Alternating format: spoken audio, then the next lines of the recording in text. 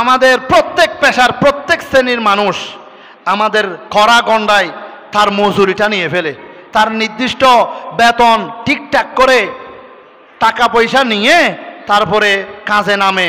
দেখা যায় কাজটা বুঝি ভালোভাবে যেভাবে হওয়া দরকার ছিল মনের মতো করে নিখুঁতভাবে সেভাবে না করে সে নির্দিষ্ট টাকাগুলো আগে নিয়ে ফেলে। একজন মানুষকে আপনি কাজ দিয়েছেন, কাজটা বুঝে নেওয়ার আগে সে আপনার থেকে টাকা নিয়ে ফেলেছে। এখন পরবর্তীতে দেখা যাচ্ছে আপনি তার প্রতি স্যাটিসফাইড নন, সন্তুষ্ট নন, টাকা আপনার থেকে নিয়ে ফেলেছে, কাজ আপনাকে বুঝাই দেয় নাই।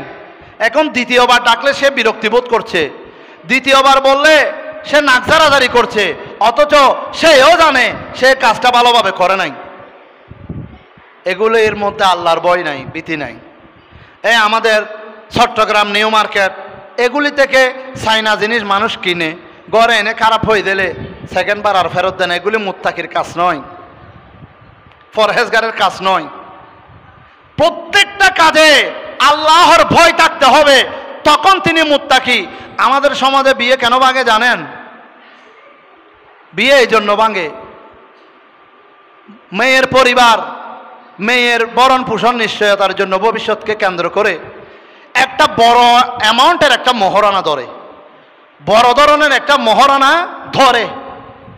যদি কোনো কারণে যদি ছাড়ি দেয়, এটা থাকবে কেন?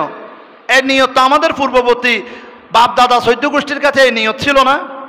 তুলে দিচ্ছি আমার যত্নের মেয়েটাকে, স্বামীর সংসার করবে, স্বামীর খেদমত করবে, মা বাবার খেদমত করবে, সংসারটা সাজাবে। আমার নিজের রক্তে গড়া মাংসে গড়া এই মেয়েকে আজকে আরেকজনের ঘরে দিচ্ছি সেই ঘরটাকে আবাদ করার জন্য, এমন নিয়ত ছিল। এত বেশি কাবিন ছিল না। আজকের দিনে 15, 20 লক্ষ, 25 লক্ষ, 30 লক্ষ, 50 লক্ষ এতগুলো বেশি বেশি কামিন ধরার পেছনে নিয়তের মধ্যে গরমিল, নিয়তের মধ্যে এক নম্বরে থাকে যদি কোনোদিন ছাড়ে দেয় অসুবিধা নাই, টাকাগুলো তো দিতে হবে, টাকা তো পাবো। তাহলে এখানে লোভ লালসা কাজ করতেছে, আন্তরিকতা নয়। সেই জন্য মেয়ের ভিতরে থাকে মা বড় তো এমন ধরছে আমাকে ছাড়তে পারবে না, আমি যেমন ইচ্ছা তেমন করে এই ঘরের মধ্যে চলবো, আমার যেমন ইচ্ছা হয় তেমন করে আমি চলবো, কারণ আমার কাবিনের ভয়ও হলো আমাকে আমার জামাই ছাড়বে না। এই কথার কোনো ভিত্তি নাই, গ্যারান্টি নাই। সেই জন্য বড় অ্যামাউন্ট যে কাবিন ধরেছে, মহারানা ধরেছে, যে বিবাহ করতেছে, ওয়াতুন নিসা সাদাকাতিহিন্না নিহলা, তার 3 ভাগের 1 ভাগও নগদ দেওয়ার ক্ষমতা নাই। নাউযুবিল্লাহি মিন যালিক। আমি যে অ্যামাউন্টটা ধরেছে 3 ভাগের 1 ভাগও নগদ দেওয়ার ক্ষমতা নাই, অথচ কোরআন বলতেছে ওয়াতুন নিসা, তোমরা মহিলাগণের নারীগণদের সাদাকাতিহিন্না নিহলা, নগদ দিয়ে দাও, তাদের উপহার সামগ্রীগুলো হাদিয়াগুলো নগদে দিয়ে দাও। যদি নগদ বিয়ে করতে হতো তাহলে আমি নগদ যা টাকা পয়সার মালিক তা দিয়ে বিয়ে করলে ভাঙ্গাভাঙ্গির সম্ভাবনা নাই।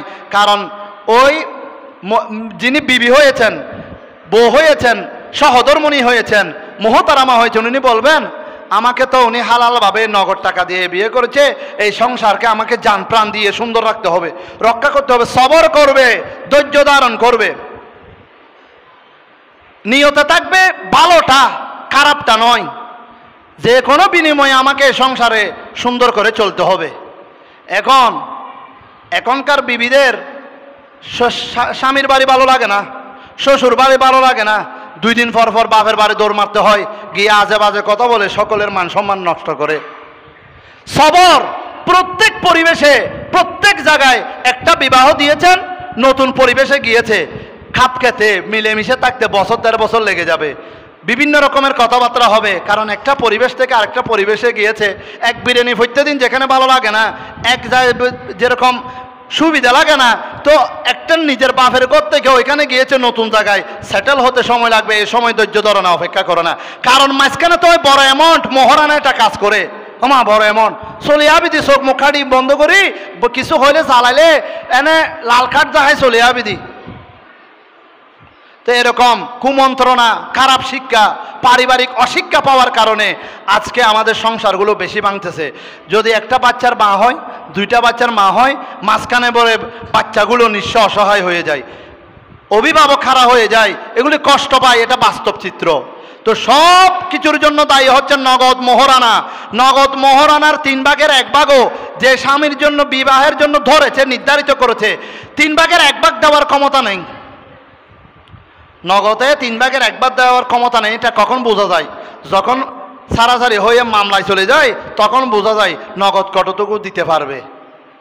তো প্রিয় হাজিরিন, যেখানে কোরআন ওয়াতুন নিসা সাদুকাতিহিন্না নিলা আতি বলা হয়েছে, দিয়ে দাও, দিয়ে দিতে বলেছেন, আল্লাহ আদেশ দিয়েছেন নগদ। তাহলে নগদ বিয়ে করলে তো আপনাকে মোহরে ফাতেমি, যেটা মা ফাতেমা জাহরা রাদিয়াল্লাহু তাআলার পক্ষ থেকে যেভাবে দেওয়া হয়েছে মোহরমে ফাতেমি, এটা সর্বোচ্চ 3.5 লাখ টাকা। 3.5 লাখ টাকা আমাদের দেশের নিয়ম অনুযায়ী 3.5 লক্ষ টাকা সর্বোচ্চ, এর বেশি নয়। এটা ধরে বিয়ে করলে এটাও তো দিতে পারবে না নগদ। তো 10 লক্ষ, 20 লক্ষ, 25 লক্ষ কাবিন ধরে পরিশেষে দেখা যায় সংসারটা টিকে না। না টিকলে এখানে ওই যে পুরুষটা বিয়ে করেছে যত অভিশাপ গজব বলা মুসিবত তার উপরে, আর কেউ তাকে সহযোগিতা করার জন্য নাই। সেই জন্য প্রিয় হাজিরিন, বড় মোহরানা এটা নিশ্চয়তা নয়। সচ্চরিত্র আল্লাহওয়ালা পরহেজগার হওয়া, মুত্তাকি হওয়া, ওইটা চিন্তা করে সংসার মেয়ে বিয়ে দিবেন না। আমার মেয়ে যদি আবার পুনরায় চলে আসে আমি কাবিন পাবো, নিয়ত খারাপ করে মেয়ে বিয়ে দিবেন না, আমি বড় একটা অ্যামাউন্ট পাবো। নিয়তকে পবিত্র রেখে, এটা পবিত্র জিনিস, বিয়ের মতো পবিত্র কাজ আর নাই যেটার মাধ্যমে আল্লাহর বান্দা রসুলের উম্মত দুনিয়াতে আসবে, আল্লাহর ইবাদতকারী দুনিয়াতে আসবে। নিয়তকে শুদ্ধ রেখে বিয়ে দিতে হবে। মেন যেটা হচ্ছে সেটা হচ্ছে কর্ম এবং চরিত্র তালাশ করা, চরিত্র এবং কর্ম তালাশ করা, বাকিগুলো নয়।